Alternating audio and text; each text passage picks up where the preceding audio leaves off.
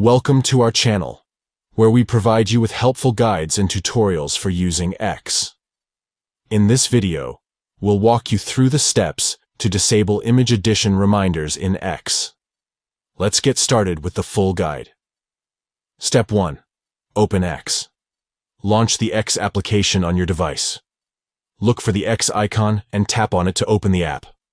Step 2. Tap on the account icon. Locate the account icon at the top right corner of the screen. Tap on it to access the account menu. Step 3. Tap on Accessibility Display and Language.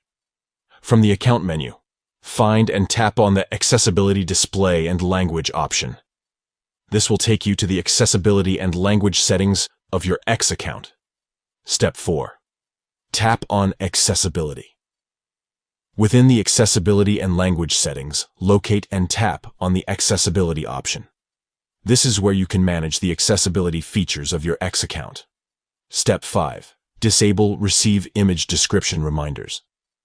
Within the Accessibility settings, find the option that says Receive Image Description Reminders and disable it. This will turn off the reminders that prompt you to add descriptions to your images. And there you have it. You have successfully disabled image addition reminders in X.